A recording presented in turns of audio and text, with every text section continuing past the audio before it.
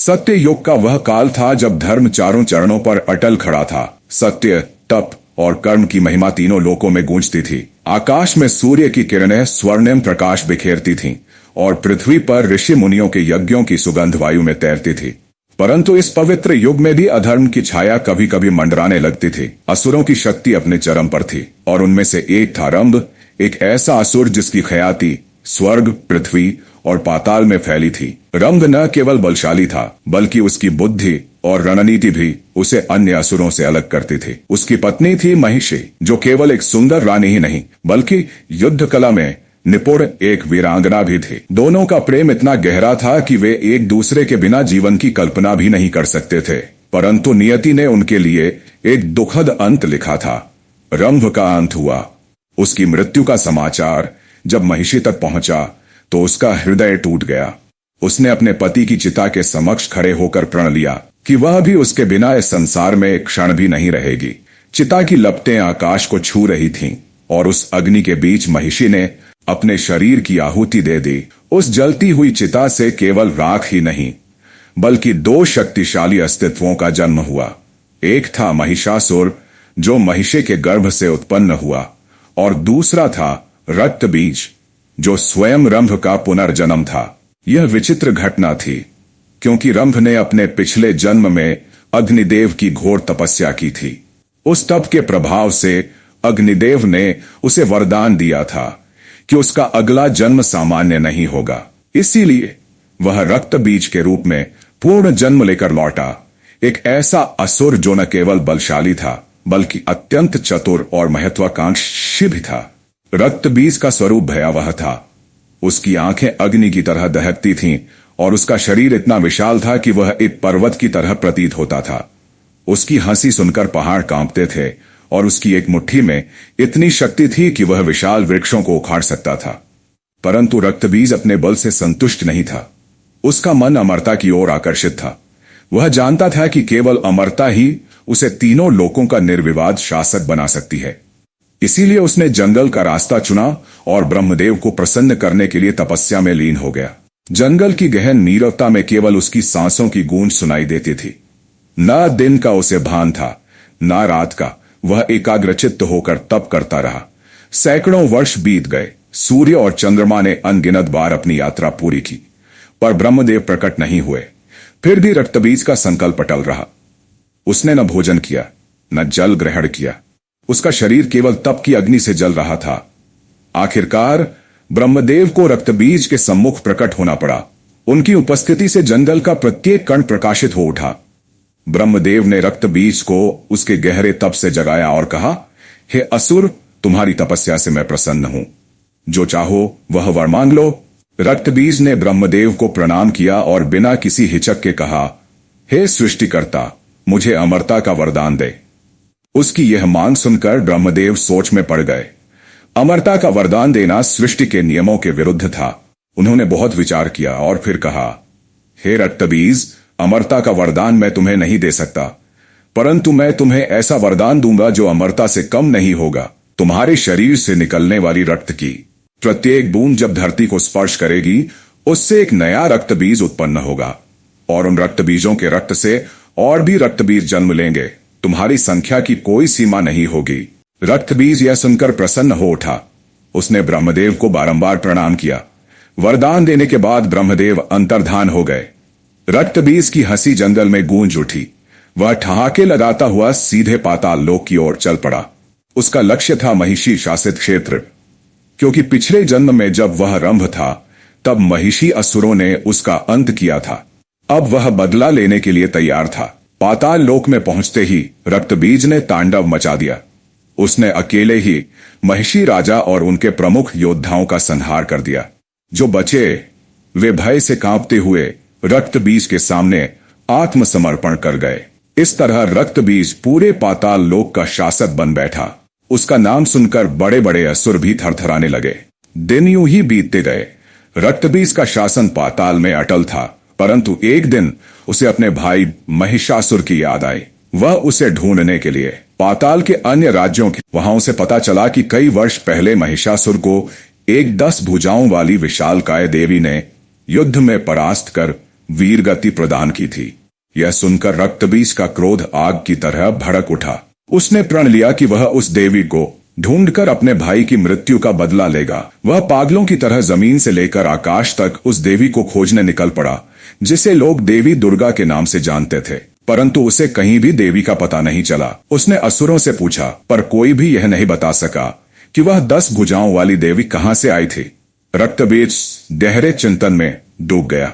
उसने सोचा कि यदि कोई उस देवी के बारे में जानता होगा तो वे होंगे साधु संत जो देवताओं की पूजा करते हैं।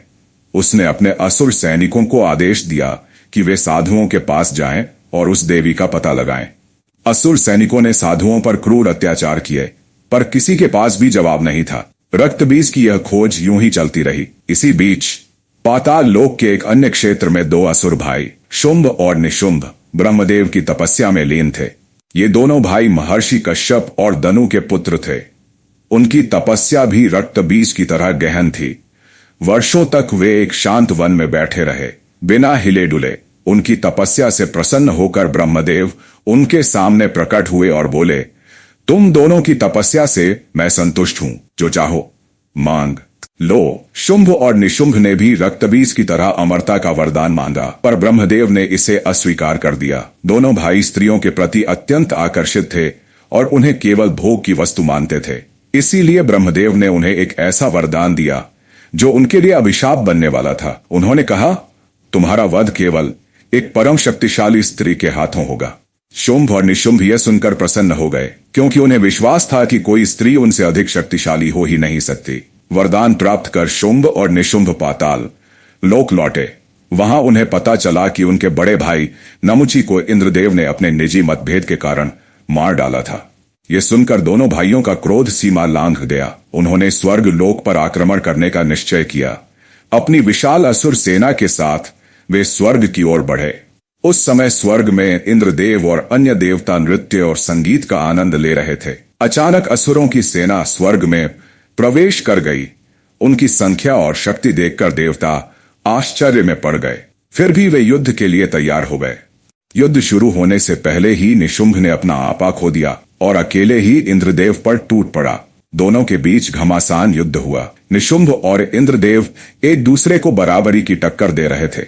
देवता और असुर अपनी अपनी सेनाओं के साथ इस युद्ध का परिणाम देख रहे थे। लंबे समय तक चले इस युद्ध में अंततः इंद्रदेव ने निशुंभ को परास्त कर दिया। इस हार से असुरों का मनोबल टूट गया, जबकि देवताओं का आत्मविश्वास बढ़ गया।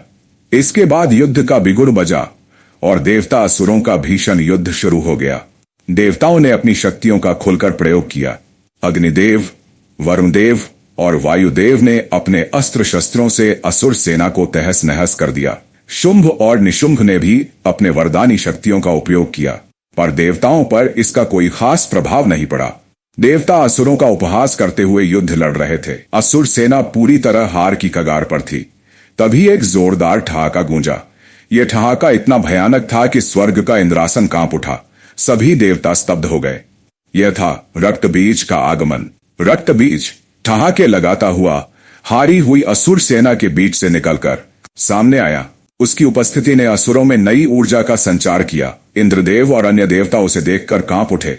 रक्तबीज उस समय स्वर्ग में अपने भाई क्रंच, जो पिछले जन्म में इंद्रदेव के हाथों मारा गया था, का बदला लेने आया था। इंद्रदेव ने तुरंत कुबेर को संकट संकेत भेजा। कुछ ही क्षणों में कुबेर अपनी यक्ष सेना के साथ स्वर्ग में प्रकट हुए। अब देवताओं और यक्षों ने मिलकर रक्तबीज, शुंभ और निशुंभ की सेना पर हमला बोल दिया। यह युद्ध अब तक का सबसे भयानक युद्ध था।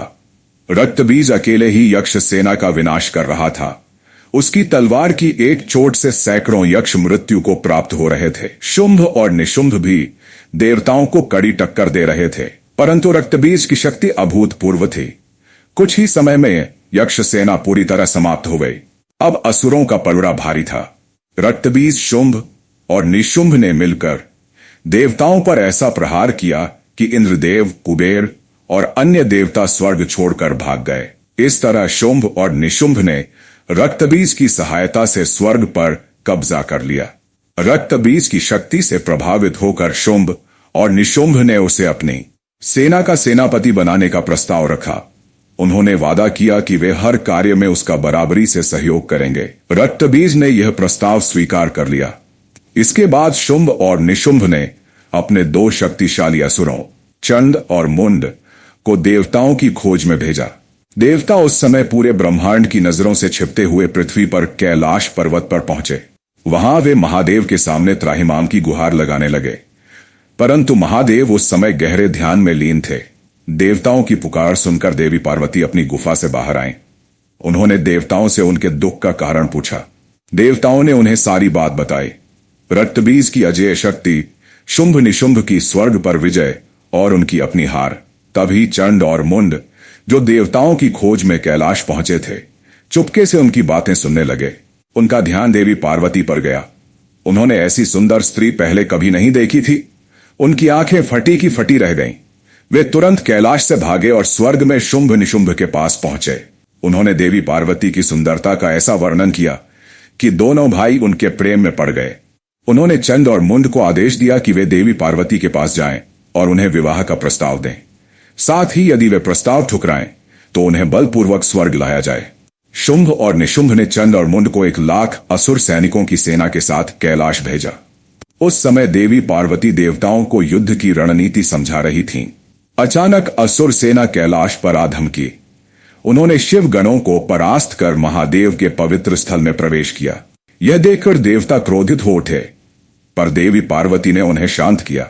चंड और मुंड ने देवी पार्वती के सामने शुंभ निशुंभ का प्रस्ताव रखा और उन्हें स्वर्ग की रानी बनने के लिए कहा। यह सुनकर देवी पार्वती का क्रोध 7वें आसमान पर पहुंच गया। उन्होंने चंडमुंड को अपनी सेना के साथ वापस लौट जाने की चेतावनी दी, परंतु चंडमुंड ने अपशब्द कहने शुरू कर दिए। उन्होंने कहा कि यदि वे स्वेच्छा से नहीं चलेंगी तो उन्हें केश पकड़कर घसीटा जाएगा। यह अपमान देवी पार्वती सहन नहीं कर सकी। उसी समय देवी दुर्गा, जो अपने देवी लोक में बैठी थीं, ने यह सारा दृश्य देखा। उनका क्रोध भी भड़क उठा। उन्होंने महादेव को एक दिव्य संकेत भेजा और दूसरा संकेत देवी पार्वती को।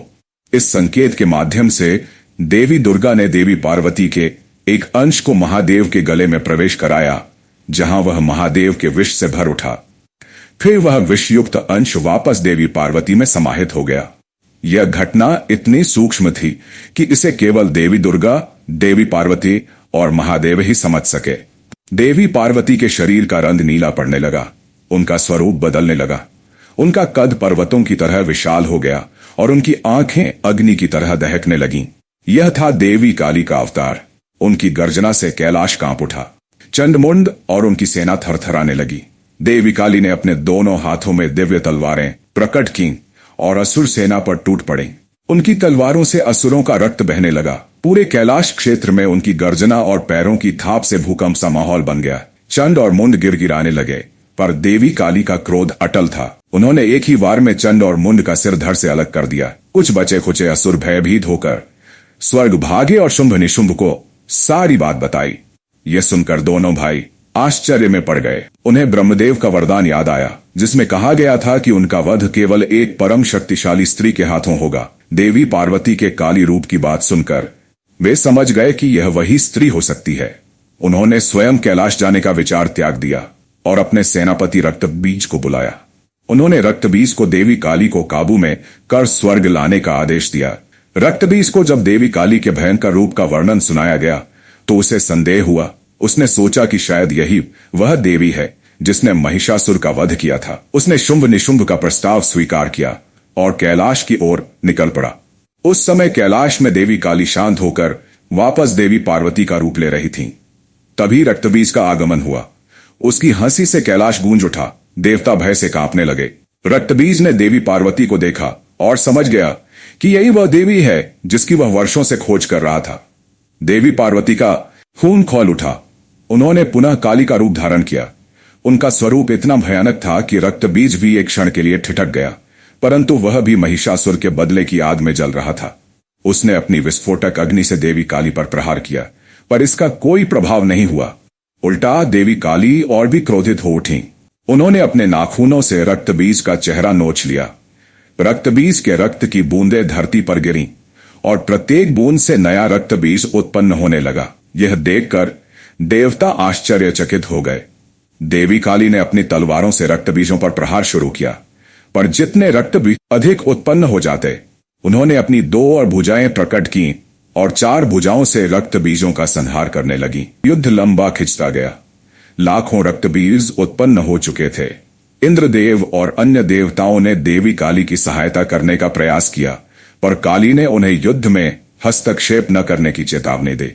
तभी देवी दुर्गा का एक और संकेत आया। उन्होंने देवी काली को रक्तबीज पर प्रहार न करने और उन्हें एक साथ समाप्त करने का उपाय बताया। लाखों रक्तबीजों ने देवी काली को घेर लिया और उन पर तलवारों से हमला किया। काली ने सभी हमलों को रोक लिया। फिर उन्होंने एक जोरदार गर्जना की और अपना स्वरूप और भी विशाल कर लिया। उनकी गर्जना से रक्तबीज असंतुलित होकर हवा में गिरने लगे। तब देवी काली ने अपनी शक्तियों को एकत्र किया और सभी रक्तबीजों को अपने मुंह में खींच लिया। उन्होंने उन्हें कच्चा चबाया और उनके रक्त को पी लिया। इस तरह धरती पर मौजूद सभी रक्तबीज समाप्त हो गए। देवता, गंधर्व और यक्ष प्रसन्नता से झूम उठे। उन्होंने देवी काली पर फूलों की वर्षा की, परंतु काली का क्रोध शांत नहीं हुआ। रक्तबीज के रक्त के दुष्प्रभाव से वे असंतुलित हो गई थीं। उनका क्रोध अब धरती को नष्ट करने की ओर बढ़ रहा था। यह देखकर देवता चिंतित हो गए। उन्होंने श्री विष्णु को बुलाया। विष्णु ने कहा कि यह कार्य केवल महादेव ही कर सकते हैं। सभी ने महादेव को उनके ध्यान से जगाने की प्रार्थना की। महादेव ने अपनी आंखें खोली और कैलाश के तबाह हुए दृश्य को देखा। देवताओं ने उन्हें सारी बात बताई। महादेव ने देखा कि देवी काली धरती को नष्ट करने की ओर बढ़ रही हैं। वे अंतर्धान होकर काली के मार्ग में लेट गए। जब काली का पांव महादेव की छाती पर पड़ा तो उनका क्रोध शांत हो गया। उन्हें अपनी भूल का आभास हुआ।